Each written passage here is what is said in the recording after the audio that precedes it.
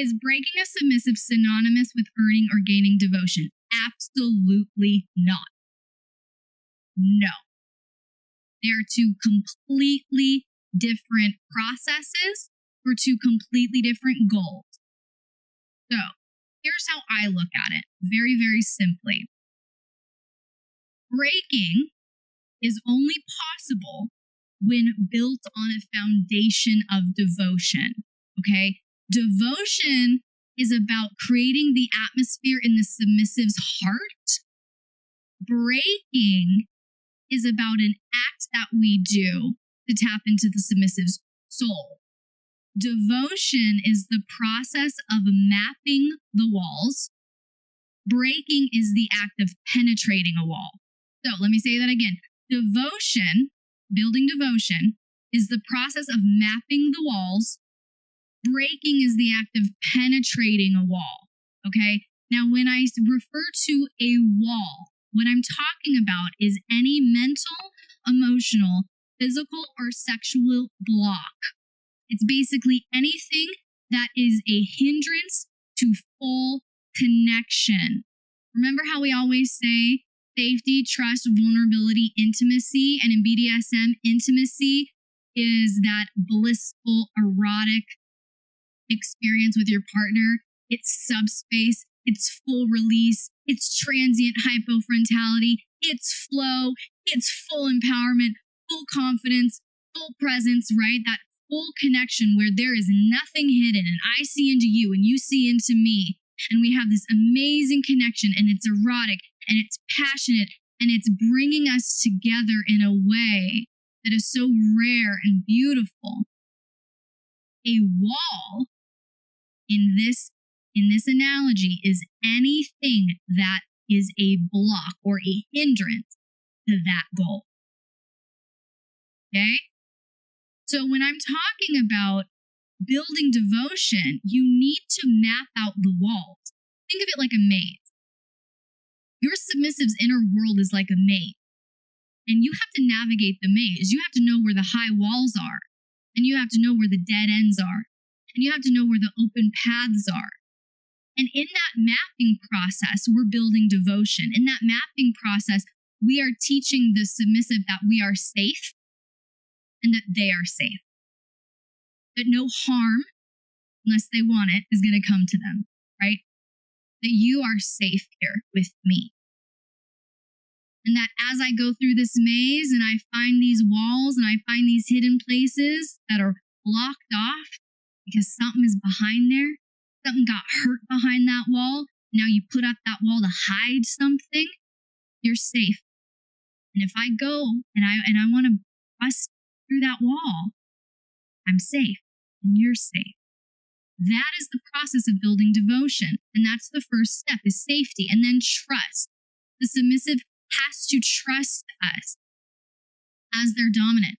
And this is not just trust in our character. This isn't just trust that we won't hurt them or harm them or violate them or abuse them. This is also, here we go, dominance, ready? Listen, this is also the submissive's ability to trust your ability to be dominant. This is the submissive's ability to trust your confidence. This is your submissive's ability to trust your level of security and emotional stability and emotional intelligence. This is your submissive needing to trust that if you need to correct them on something, it will be clear and it won't be condemning. They won't be attacked viciously. They won't be berated unless they ask for it. You know, do you understand what I'm saying? Translucent to transparent on the clarity scale. Absolutely. So trust is about all of those things. Trust that you can stay calm and in control. Trust that they can't trigger you into explosive anger. Trust that when they accidentally make a mistake, you're not going to act like they deliberately meant to violate you. And you're not going to treat them as such.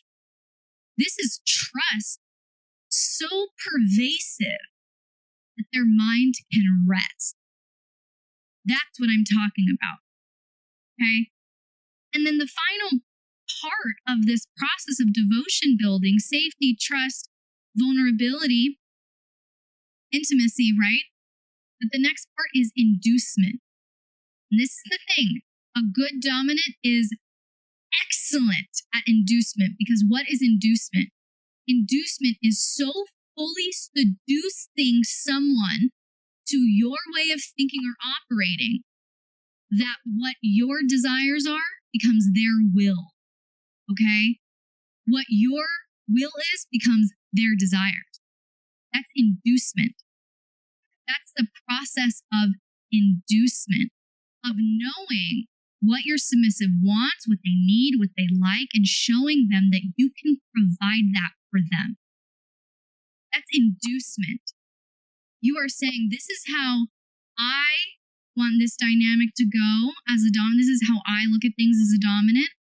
And I see this is what you want as a submissive. This is what you're looking for as a submissive. And how about we bring the two together in a way that's mutually pleasurable? That is the process of inducement.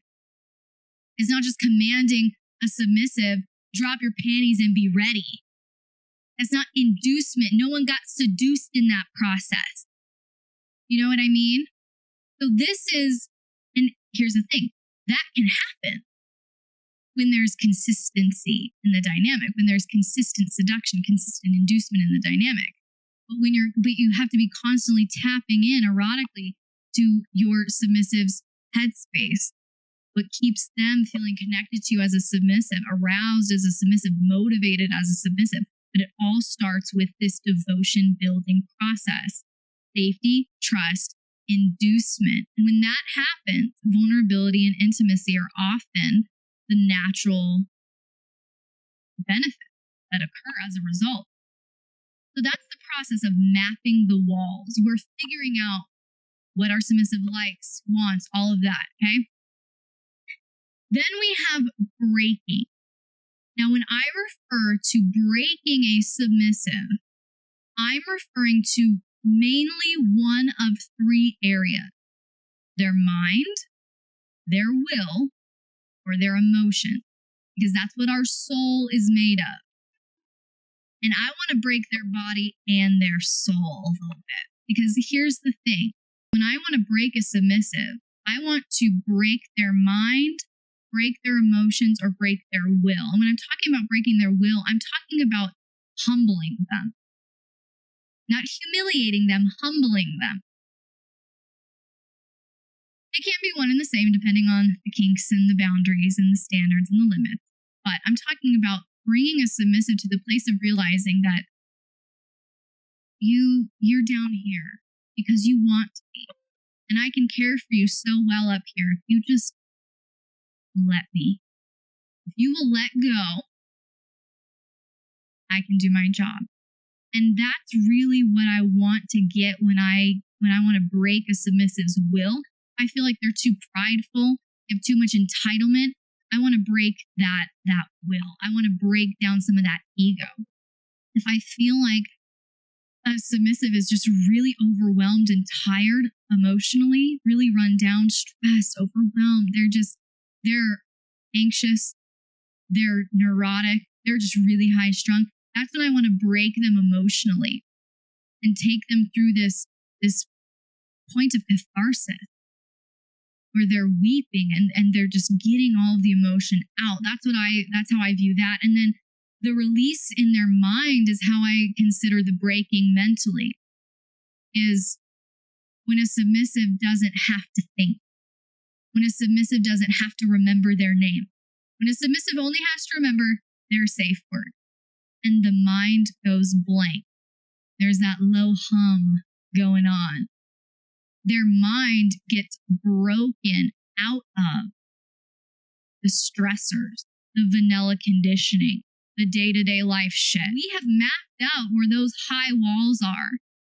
And we've built the rapport with the submissive where they feel completely safe. They trust us on all of these levels.